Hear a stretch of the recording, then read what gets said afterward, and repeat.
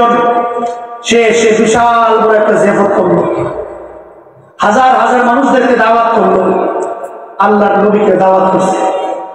নবীজি বলতেছেন, উকবা, তোমার বাড়ির খাবার তো আমি খাবো না। তো কেন? তুমি তো কাফের, মুশরিক।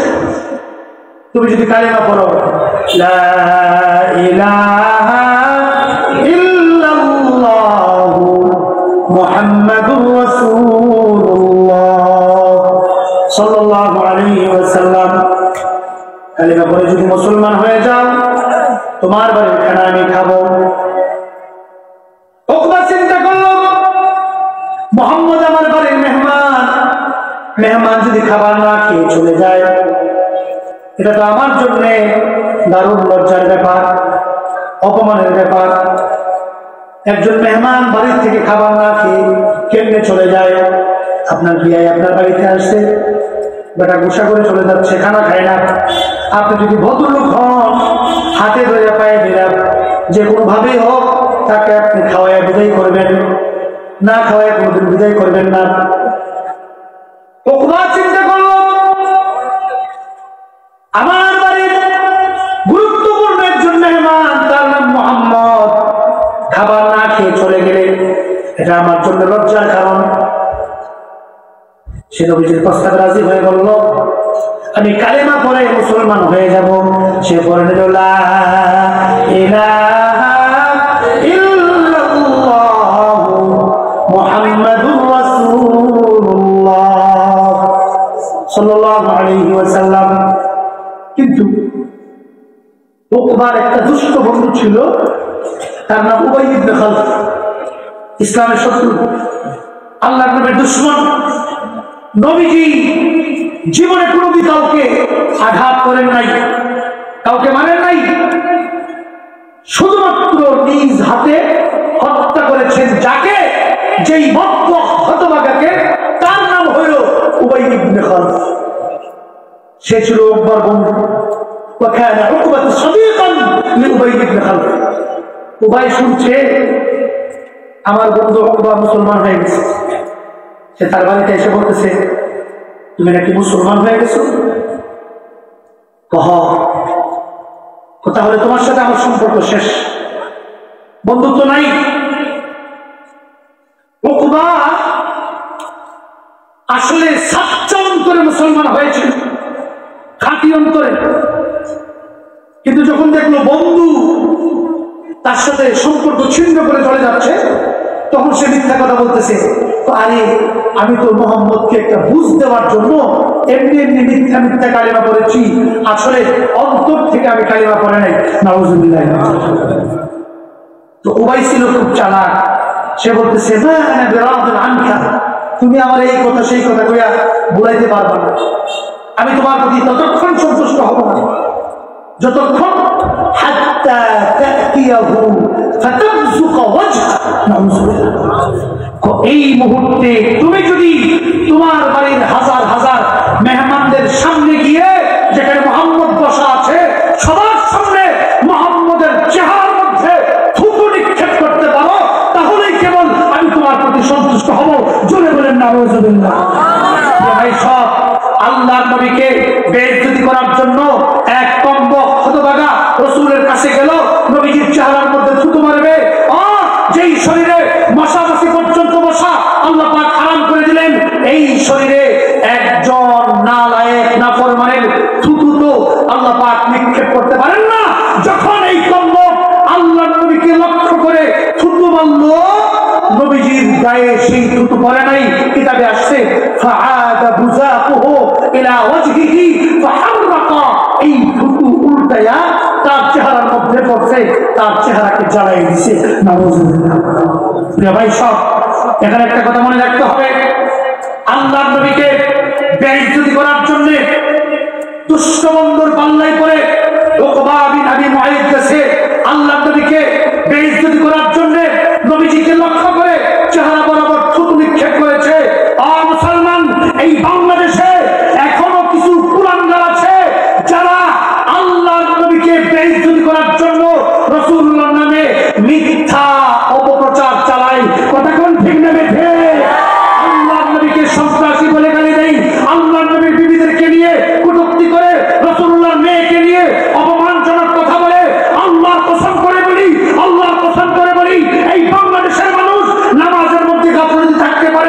খোদার ব্যাপারে গাফলতি থাকতে পারে, ইসলামের ব্যাপারে পরিপূর্ণভাবে না মানতে পারে, পর্দার ব্যাপারে গাফলতি থাকতে পারে।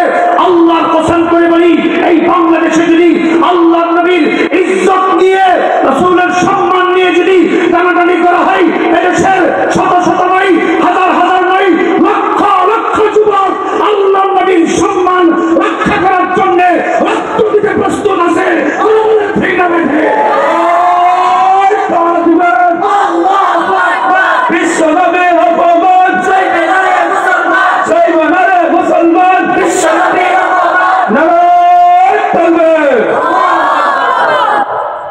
আমাদের পরিষ্কার কথা,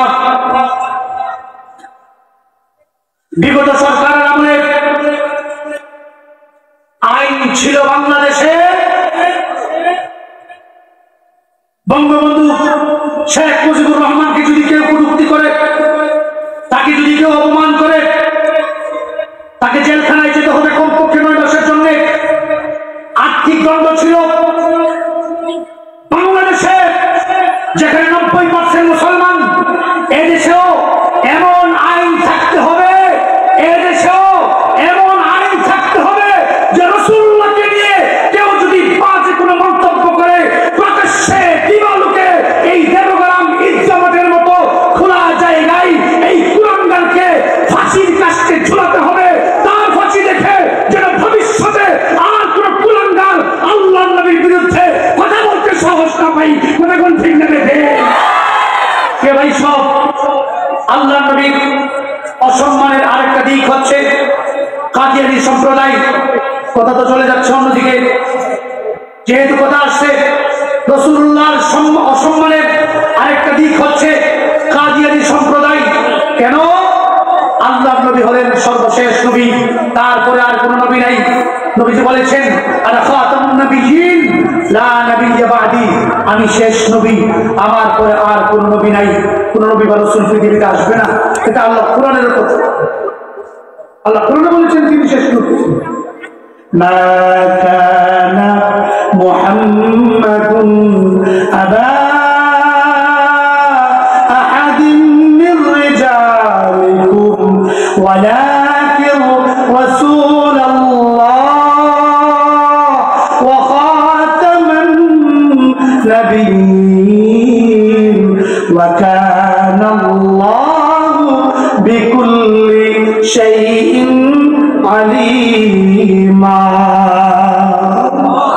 আল্লাহ তাআলা বলেন, আমার নবী বিশ্ব নবী মুহাম্মদুর রাসূলুল্লাহ, তিনি তোমাদের মধ্যে কোনো পুরুষের পিতা নন, তিনি হলেন সর্বশেষ নবী, তারপর আর কোন নবী আসবে না। এটা কোরআনের ঘোষণা। এই কথা কাদিয়ানী সম্প্রদায় মানে না, মির্জা গোলাম আহমদ তারা নবী মানে। আমাদের কোনো আপত্তি নাই, মির্জা গোলাম আহমদ কাদিয়ানীকে তোমরা নবী মানো, আমাদের কোনো আপত্তি নাই। কিন্তু এই বাংলাদেশে মুসলমান নাম ব্যবহার করে মির্জা গোলাম আহমদ কাদিয়ানীকে যারা নবী মানবে, তাদের পিঠের চামড়া এদেশে তৌহিদি জনতা রাখবে না। ওটা কোন ঠিক না বেঠে? আমাদের সকলের প্রাণের দাবি আল্লাহর নবীর সম্মান রক্ষার্থে এই দেশে রাষ্ট্রীয়ভাবে কাদিয়ানীদেরকে অমুসলিম ঘোষণা করতে হবে। বিভিন্ন ইসলামী রাষ্ট্রে রাষ্ট্রীয়ভাবে কাদিয়ানীদেরকে অমুসলিম ঘোষণা করা হয়েছে। সেই জন্য হাজার হাজার মুসলমানদের প্রাণ দিতে হয়েছে। আমাদের পরিষ্কার ঘোষণা, আমরা জানতে চাই এদেশের কত হাজার কত লক্ষ মুসলমান রক্ত দিলে রাষ্ট্রীয়ভাবে এই বাংলাদেশেও কাদিয়ানীদেরকে অমুসলিম ঘোষণা করা হবে। যদি আমাদেরকে সেই তালিকা দেওয়া হয়, আল্লাহ পছন্দ করে বলি, আল্লাহ পছন্দ করে বলি, সর্বপ্রথম আমি মুসলিম উদ্দিন আফসারী রক্ত দেওয়ার জন্য প্রস্তুত আছি।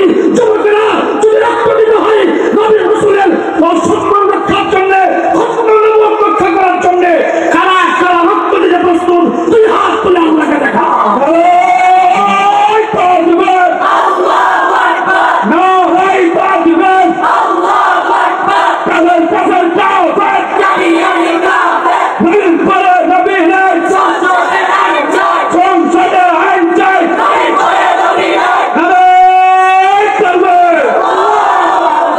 তাদের তৎপরতা কিন্তু বেড়ে গেছে, কাদিয়ানীদের তৎপরতা নতুন করে বাড়ছে। আমাদের পরিষ্কার কথা, বর্তমান অন্তর্বর্তীকালীন সরকারকে আমরা বিনয়ের সাথে একটা মেসেজ দিতে চাই। এই বাংলাদেশের প্রায় 800 মানুষ রক্ত দিয়েছে এই দেশকে জালেম থেকে উদ্ধার করার জন্য। এখানে প্রায় 80 জন হাফেজ আলেম নিজেদের জীবনকে অকাতরে বিলিয়ে শাহাদাতের সুধা পান করেছে এই জালেমের বিরুদ্ধে দেশকে নতুন একটা গন্তব্য নিয়ে যাওয়ার জন্য। কিন্তু আমরা দেখতে পাচ্ছি এখন উপদেষ্টা পরিষদে রামপন্থী আর বামপন্থীদেরকে বসানো হচ্ছে, যারা সমকামিতে বিশ্বাসী তাদেরকে বসানো হচ্ছে।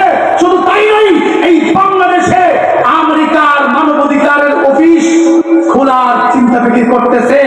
আল্লাহর কসম করে বলি, এই বাংলাদেশে যদি আমেরিকার মানবাধিকারের অফিস খোলার চিন্তা ভাবনা করেন, এই বাংলাদেশেও যদি ইউরোপ আমেরিকার মতো সমকামিতার আইন চালু করার চিন্তা ফিকির করেন, আল্লাহর কসম করে বলি 5ই আগস্ট এদেশের সাধারণ মানুষ, এদেশের শিক্ষার্থী, এদেশের হাফেজ আলেম, এদেশের দিন মজুর, এদেশের কৃষক, এদেশের যুবক, এদেশের পুরুষ, এদেশের নারী যেমন ভাবে দেশকে রক্ষা করার জন্য মাঠে ময়দানে ঝাঁপিয়ে পড়েছিল, আবারও তোমাদের বিরুদ্ধে, তোমাদের থেকে দেশকে উদ্ধার করার জন্য মাঠে ময়দানে ঝাঁপিয়ে পড়বে। কথা কোন ঠিক না বেঁধে? আমরা এগুলো সহ্য করবো না। আমরা রক্ত দিয়েছি এখানে সমকামিতার আইন চালু করার জন্য নয়, আমরা রক্ত দিয়েছি এদেশে কাদিয়ানীদেরকে প্রতিষ্ঠিত করার জন্য নয়, আমরা রক্ত দিয়েছি এদেশে সাদিয়ানীদেরকে প্রতিষ্ঠিত করার জন্য নয়। কথা কোন ঠিক না বেঁধে? কথা তো মনে পড়ছে একটা দেখেন, উকবা বিন আবি মুআইত আল্লাহর নবীকে থুতু নিক্ষেপ করার জন্য এগিয়ে গেল, নবীকে থুতু নিক্ষেপ করছে। কত বড় স্পর্ধা! বর্তমান জমানার যারা সাদিয়ানি সাদ গ্রুপ, এখানে ছোট্ট একটা কথা বলি, অনেক সাধারণ মানুষ আছেন, দাওয়াতে তাবলীগ দিয়ে কোনো দ্বন্দ্ব নাই, দাওয়াতে তাবলীগ দিয়ে কোনো দ্বন্দ্ব নাই। দাওয়াতে তাবলীগ বর্তমান যে প্রচলিত তাবলীগ, এটা এসেছে আলেমদের কাছ থেকে, আসেও আলেমের কাছে। মাঝখানে মাওলানা সাদ সাহেব তিনি কিছু এমন বক্তব্য দিয়েছেন যেটা কোরআনের সাথে হাদিসের সাথে সাংঘর্ষিক। মুসা নবীর বিরুদ্ধে কথা বলেছেন, সেদিকে আমি যাব না। স্বয়ং আল্লাহর নবীর বিরুদ্ধে কথা বলেছেন, এমন এমন উক্তি তিনি করেছেন যেটা কোরআনও সমর্থন করতে পারে না, হাদিসও সমর্থন করতে পারে না। আর আলেমদের দায়িত্ব, যখন কোনো ব্যক্তি ইসলামের অপব্যাখ্যা করবে, আলেমরা তার প্রতিবাদ করবে, তার বাস্তবিক ব্যাখ্যা যেটা এটা সমাজের মধ্যে তুলে ধরবে। এই কথা যখন তুলে ধরছে, তখন মাওলানা সাদ সাহেবের কিছু অনুসারী, আমি অনুসারী বলবো না, আমি বলবো এটা বাংলাদেশের তাবলীগের নামে যারা ভাইরাস আলেম বিদ্বেষী গুন্ডা বন্ডা, যারা গত বছর, যারা গত কয়েক বছর আগে টঙ্গীর ময়দানে গুন্ডা বন্ডা নিয়ে আলেমদের উপর আক্রমণ করেছে, আলেমদেরকে মারধর করেছে, আল্লাহর নামে কসম করে বলি, উকবা বিন আবি মুআইত আল্লাহর নবীকে লক্ষ্য করে থুতু নিক্ষেপ করেছিল। এখন তো রাসূল নাই, এখন রাসূলের জায়গায় আছে নায়েব রাসূল উলামায়ে কেরাম। এরা যদি রাসূলের জমানায় থাকতো, আল্লাহর কসম করে বলি, এই সাদিয়ানি গ্রুপ এরা হতো উকবা বিন আবি মুআইতের অনুসারী, এরা হতো ওই যুগের মুনাফিক। কথা কোন ঠিক না বেঠে? আলেমদের গায়ে যারা হাত উঠাতে পারে, নবী থাকলে নবীর গায়ে তারা হাত উঠাইত। সাদিয়ানি এরা খুব মাতামাতি করতেছে, খুব মাতামাতি করতেছে। উপদেষ্টা পরিষদের কিছু উপদেষ্টারাও তাদের সঙ্গে তাল মিলিয়ে চলতেছে। হুঁশিয়ার করে দিচ্ছি, হক্কানি উলামায়ে কেরাম আর তাওহীদ জনতাকে খেপাবেন না, তাদেরকে দ্বিতীয়বার মাঠে নামতে বাধ্য করবেন না। যদি তারা মাঠে আবার নামে, সামলাতে পারবেন না, সামলাতে পারবেন না, সামলাতে পারবেন না। এর জ্বলন্ত প্রমাণ এদেশের মানুষ দেখেছে, যার হাতে ছিল সমস্ত ক্ষমতা, পুলিশ, বিডিআর, আর্মি, রেড, এই ভদ্র মহিলা রান্না করে খাবার টুকুর খেয়ে যেতে পারে নাই। কথা কোন ঠিক না বেঠে? ভাই সব উকবা বিন আবি মুআইত মনে আছে না আপনাদের? আল্লাহর নবীকে থুতু নিক্ষেপ করছে, থুতু উল্টাইয়া তার চেহারার মধ্যে পড়ছে, তার চেহারা জ্বলে গেছে, ইমান থেকে বঞ্চিত। খুব খেয়াল করবেন, ইমান থেকে বঞ্চিত, বেঈমান হইয়া দুনিয়া থেকে বিদায় নিছে।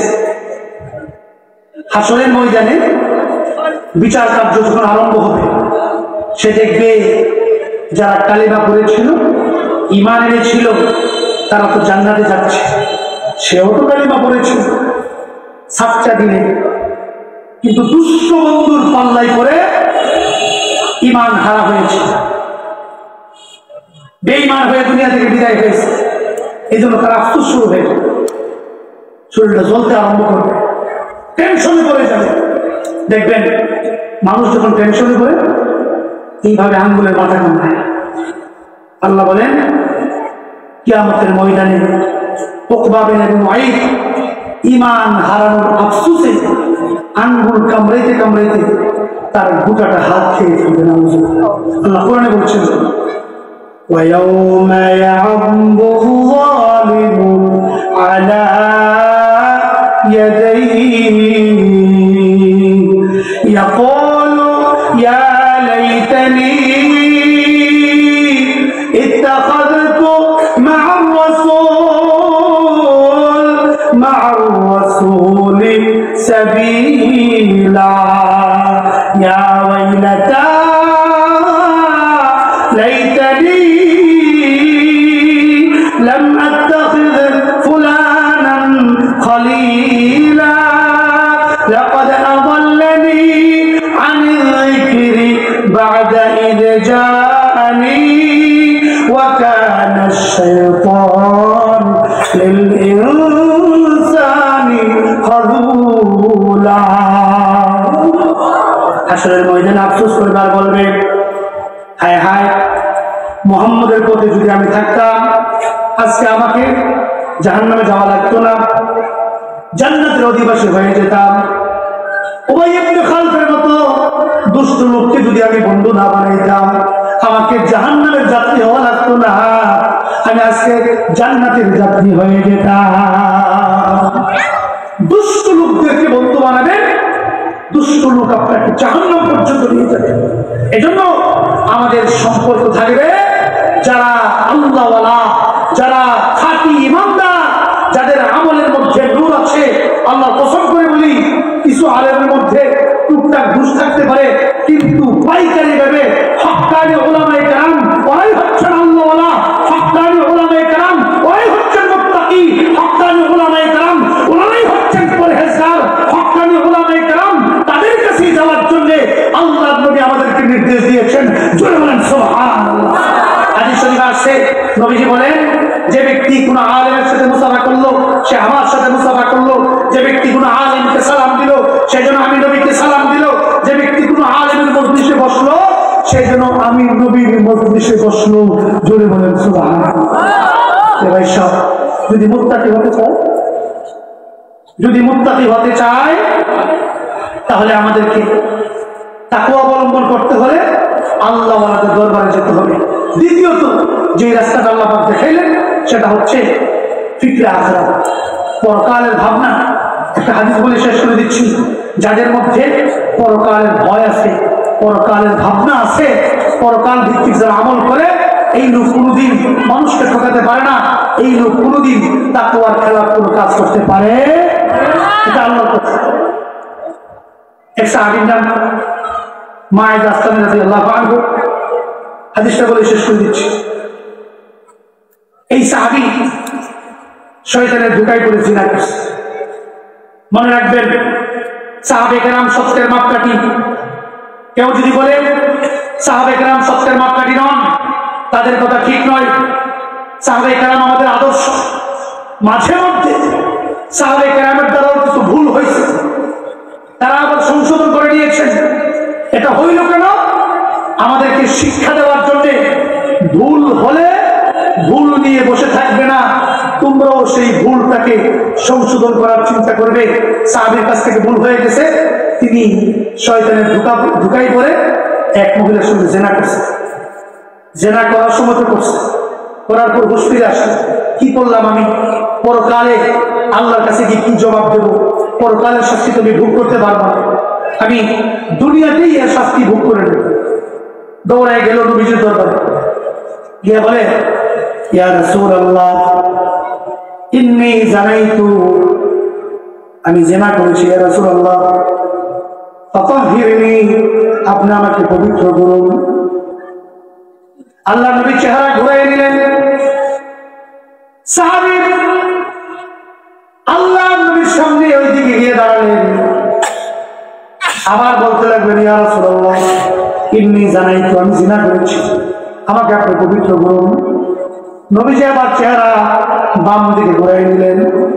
সাহাবী আবার নবীজির বাম দিকে আসলেন, আবার বলতে লাগলেন ইয়া রাসূলুল্লাহ ইন্নী জানাইতু ফাতাহহিরনি, আমি জিনা করেছি, আপনি আমাকে পবিত্র করুন। আবার আল্লাহ নবী পিছনের দিকে চেহারা ঘুরাই ফেললেন। চতুর্দিকে যখন চেহারা ঘুরাইলেন, বারবার সাহাবী বলতেছেন আমি জিনা করেছি, আমাকে পবিত্র করুন। এবার আল্লাহ নবী সাহাবীদেরকে বললেন, সাহাবীরা তোমরা তাকে মদিনা পাথরের জমিন এলাকায় নিয়ে যাও, জিনার শাস্তি হতো বুক পর্যন্ত মাটি খনন করে জেনাকারকে ঢুকাবে, যদি অবিবাহিত হয় 100 টাকা, বিবাহিত নারী বা পুরুষ তারা যদি জিনা করে শরীয়তের বিধান, আল্লাহর বিধান, বুক পর্যন্ত মাটি খুঁড়ে তাকে ঢুকাও। এরপরে যে অংশটুকু বাকি আছে চেহারা মাথা সহ, এখানে ততক্ষণ পর্যন্ত পাথর মারো ততক্ষণ সে না মরে। ভাই সব এই একটা আইন যদি বাংলাদেশে থাকতো, এদেশে কোন নারী ইফতিজিকের শিকার হতো না, এদেশের কোন নারী লাঞ্ছিত হতো না, এদেশের কোন নারী ইজ্জত হারা হয়ে থানায় গিয়ে মামলা করতো না। কথা কোন ঠিক নেবে? জেনা করার আগে কমপক্ষে 10 বার চিন্তা করতো আর 10 শট পানি পান করতো। কথা কোন ঠিক নেবে? আজকে এদেশে যদি শরীয়তের প্রত্যেকটা আইন চালু থাকতো, এদেশে যুব সমাজ নষ্ট হতো না, কিছুই হতো না, মাদক বন্ধ হয়ে যেত, নেশা বন্ধ হয়ে যেত। এখন বন্ধ হয় না কেন? যারা বন্ধ করবে তারাই তো মদ খায়। এক পুলিশ একবার গল্প আর কি, পুলিশ নাকি আইন হয়েছে সিগারেট খাইলে 300 টাকা জরিমানা। তো পুলিশ দেখছে একবার সিগারেট খায়, যে সিগারেট খাইলে কি জন্য খাইলি, 300 টাকা বাইর করো, 7 টাকা নেই, 200 টাকা বাইর করো, 200 টাকা হবে, 100 টাকা বাইর করো, 100 টাকা হবে, 50 টাকা দেয়, এটাও নেই, 10 টাকা দেয়, 10 টাকাও নেই, কোথায় একটা সিগারেট দেয়। এ হচ্ছে আমাদের দেশের পুলিশের চরিত্র। ইসলামী আইন নাই থাকলে দেশের মানুষ কোথাও গিয়ে বিড়ম্বনার শিকার হতো না। ওই সাহাবীকে এই পর্যন্ত মাটির নিচে পোতা হতো, চতুর্দিকে সাহাবায়ে কেরাম হাতের মধ্যে পাথর নিয়ে তাকে মারতে লাগলো। এই সাহাবী শুধুমাত্র পরকালের ভয়ে দুনিয়াতে গুনাহ মাফ করানোর জন্য আল্লাহর নবীর কাছে গেছে। সাহাবায়ে কেরাম হাতে থাকা পাথর দিয়া ওই সাহাবীকে সকলে মারতেছেন। হঠাৎ করে একজন সাহাবী তিনি যখন পাথর দিয়ে আঘাত করলেন, তার মাথার মগজ ছিটকে এসে ওই সাহাবীর পায়ে লাগলো। সাহাবী তাকে ভৎসনা করতে লাগলেন, বুঝাইতে লাগলেন লোকটা খারাপ। আল্লাহর নবী শুনে ফেললেন। নবীজি ডাক দিয়ে বলেন, খালেদ, আমার মায়েরকে তুমি গালি দিও না, তাকে তুমি ভৎসনা করো না, তাকে তুমি মন্দ বলো না। সে জেনা করছে, ভালো করছে, শয়তানের ধোঁকায় পড়ে করছে, কিন্তু এরপরে সে এমন খাঁটি তাওবা করেছে, তার তাওবা যদি গোটা মদিনাবাসীর জন্য বন্টন করে দেওয়া হয়, সকলের নাজাতের জন্য যথেষ্ট হয়ে যাবে। পরকালের ভয়, এই পরকালের ভয়টাও তাকওয়া অর্জিত হয়। পরকালের ভয় থাকলে কেউ আর দুর্নীতি করবে না, উল্টা পাল্টা কোনো কাজ করবে না। যে ভাই সব আল্লাহ তাআলা আমাদেরকে নেক কাজের সংস্রবে গিয়ে এবং পরকালের ভাবনা অন্তরে তৈরি করে তাকওয়া অর্জন করার তৌফিক দিন। সকলে বলে আমিন, আর জোরে বলে আমিন। ওয়া আখিরু দাওয়ানা আলহামদুলিল্লাহি রাব্বিল আলামিন। এখন দোয়া হয়ে যাবে, আমরা কেউ উঠাউঠি না করি। আগামীকাল তো শেষ দিন, আগামীকাল বহুত বড় বড় ওলামায়ে কেরাম আসবেন, মুফতি আব্দুল বাতিল কাসিম সাহেব সহ আরো দেশগুলোর ওলামায়ে কেরাম আসবেন। আমরা সকলে আসবো, আরো যারা আছেন তাদেরকে দাওয়াত করে নিয়ে আসবো। মাহফিলকে ভরপুর কামিয়াব করার জন্য সর্বাত্মক চেষ্টা করবো, করবো ইনশাআল্লাহ। আল্লাহ পাক তৌফিক।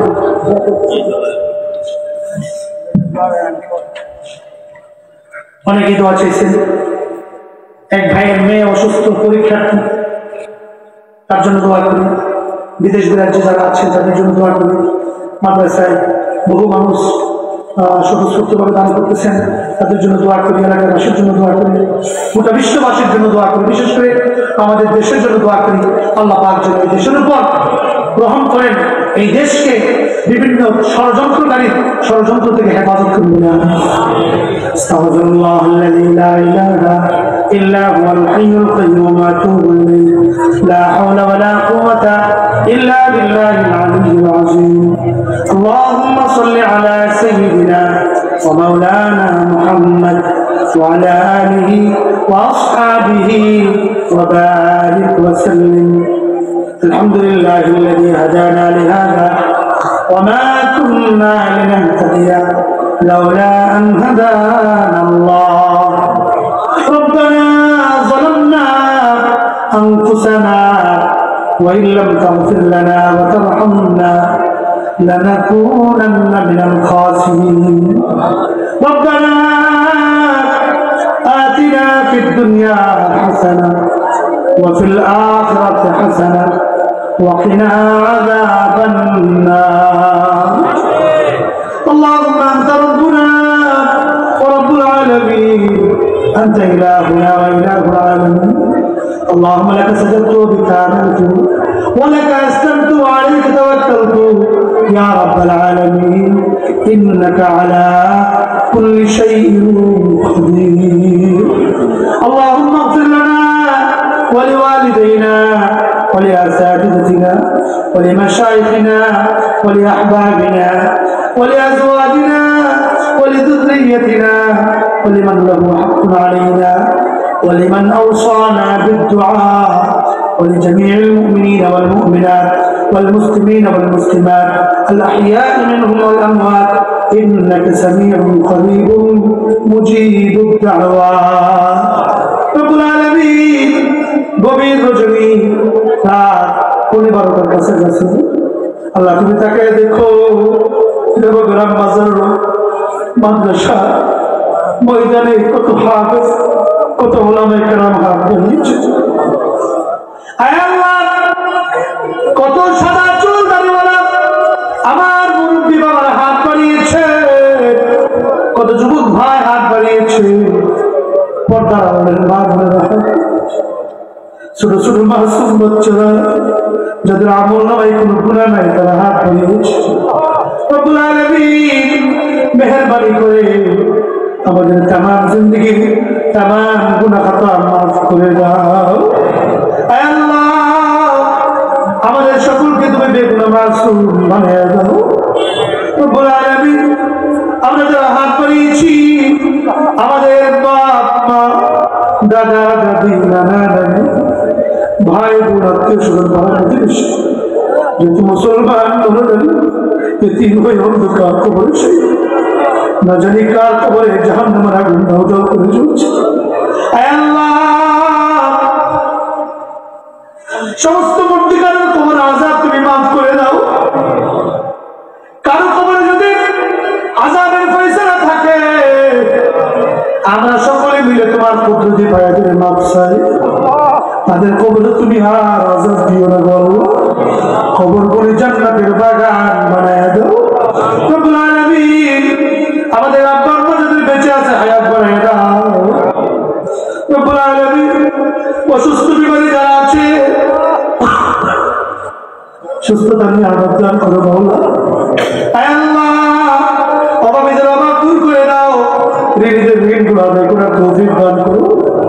মানুষের দুঃখ কষ্টগুলো দূর করে দাও রব্বুল আলামিন। যাদের ঘরে উপযুক্ত মেয়ে আছে, বিয়ে দিতে পারতেছে না, বিয়ের ব্যবস্থা করে দাও আল্লাহ।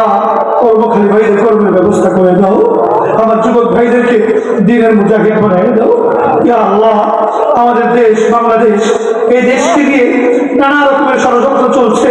সব ধরনের ষড়যন্ত্রকারীদের ষড়যন্ত্র থেকে এই দেশকে তুমি হেফাজত করো ইয়া আল্লাহ। সকলের ষড়যন্ত্রের জালকে তুমি ছিন্ন ভিন্ন করে দাও ইয়া আল্লাহ। এদেশে তুমি মসজিদ মাদ্রাসাগুলিকে কায়েম রাখো ইয়া আল্লাহ। এদেশে উলামায়ে কেরামের ইজ্জত আবরুকে হেফাজত করো ইয়া আল্লাহ। এদেশে আলেমদের সম্মানকে তুমি হেফাজত করো ইয়া আল্লাহ। এদেশের সরলমনা মুসলমানদের ঈমান আমলকে তুমি হেফাজত করো ইয়া আল্লাহ। বহু ফিরকা বাতিলা তাদের মিশন চালাচ্ছে শুধুমাত্র মানুষের ঈমানকে ধ্বংস করার জন্য ইয়া আল্লাহ। সমস্ত ফিরকা বাতিলা থেকে আমাদের ঈমানকে তুমি হেফাজত করো ইয়া আল্লাহ। এই জামিয়াকে তুমি কবুল করো, জামিয়ার উস্তাদদেরকে কবুল করো, জামিয়ার তালেবে আজিজদেরকে কবুল করো ইয়া আল্লাহ। জামিয়ার কমিটি, মুহিব্বিন, মুতাআল্লিমিন, এলাকাবাসী আল্লাহ সকলকে তুমি কবুল করো ইয়া আল্লাহ। যারা সর্বাত্মক সহযোগিতা করেন এই জামিয়ার জন্য, টাকা দিয়ে, পয়সা দিয়ে, জায়গা রেখে, বুদ্ধি দিয়ে ইয়া আল্লাহ, সকলের চেষ্টা প্রচেষ্টাকে ইয়া আল্লাহ, দান খয়রাতকে, আন্তরিকতাকে তুমি কবুল আর মঞ্জুর করে নাও ইয়া আল্লাহ। এলাকাবাসীর মন্দির মাদ্রাসার দিকে ঝুঁকায় দাও ইয়া আল্লাহ। এলাকাবাসীর মন্দির মাদ্রাসার দিকে ঝুঁকায় দাও ইয়া আল্লাহ। যত মাদ্রাসার মাহফিলে গিয়েছি প্রত্যেক মাদ্রাসার মুহতামিমগণ শুধু একটাই কথা বলে মাদ্রাসার জন্য দোয়া করবেন। কোন মুহতামিম সন্তানের জন্য দোয়া চাই না, পরিবারের জন্য দোয়া চাই না। মাদ্রাসার কোন উস্তাদ ইয়া আল্লাহ তাদের পরিবারের জন্য, তাদের অর্থ সংকটের জন্য দোয়া চাই না, তারা মাদ্রাসার জন্য দোয়া চায় ইয়া আল্লাহ। এই মাদ্রাসাকে তুমি কিয়ামত পর্যন্ত কায়েম দায়েম রাখো আল্লাহ ইয়া আল্লাহ। এই মাদ্রাসা থেকে প্রতি বছর ইয়া আল্লাহ হাফিজুল কোরআন, আলেমে বা'আমল তৈরি করে দাও ইয়া আল্লাহ। এমন হাফেজ তৈরি করে দাও যারা গোটা বিশ্বে কোরআনের সম্মানকে উঁচু করে দিবে মাওলা ইয়া আল্লাহ ইয়া আল্লাহ। এই মাদ্রাসা থেকে এমন আলেম তৈরি করে দাও যারা দাওয়াত তাবলীগের হাল ধরবে, মুবাল্লিগ হিসেবে গোটা বিশ্বে কাজ করবে মাওলা ইয়া আল্লাহ ইয়া আরহামার রাহিমিন। কাদিয়ানী ফিতনা থেকে, সাদিয়ানী ফিতনা থেকে, মওদুদি ফিতনা থেকে, সব ধরনের ফিতনা ফাসাদ থেকে তুমি আমাদের ঈমান আমলকে হেফাজত করো ইয়া আল্লাহ। সব ধরনের ফিতনা ফাসাদ থেকে তুমি আমাদের ঈমান আমলকে হেফাজত করো ইয়া আল্লাহ। আমাদের আব্বা আম্মাকে ইয়া আল্লাহ যাদের বেঁচে আছে হায়াতে তাইয়্যিবা দান করো। আমাদের হায়াত, আমাদের ছেলে মেয়েদের হায়াত তোমার দ্বীনের জন্য তুমি কবুল করো মাওলা ইয়া আল্লাহ। আমাদেরকে যাকিরিন, শাকিরিন, সাবিরিন বানিয়ে দাও। আল্লাহুম্মা জাআলনা মিন ইবাদিকা সালিহিন লা খাউফুন আলাইহিম ওয়া লা হুম ইয়াহজানুন। اللهم حصل مقاصدنا ومقاصد سائر المسلمين. اللهم يسر امورنا وامور سائر المسلمين. اللهم نور قلوبنا بنور الايمان وقلوب سائر المسلمين. وصل اللهم على نبينا محمد وعلى اله واصحابه والتابعين. اللهم بلغ منا الف الف صلاه وسلاما الى روضه نبيك محمد صلى الله عليه وسلم. الله যেদিন মওত দিবা মসজিদের মাইক দিয়ে আমাদের নাম শোনা হয়ে যাবে ইয়া আল্লাহ।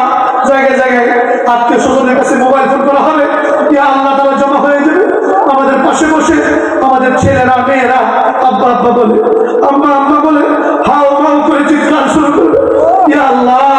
এই কঠিন সময়ে তুমি আমাদের সকলের মুখে ঈমানের কালিমা নসিব করে পড়াই দিও। লা ইলাহা ইল্লাল্লাহু মুহাম্মাদুর রাসূলুল্লাহ।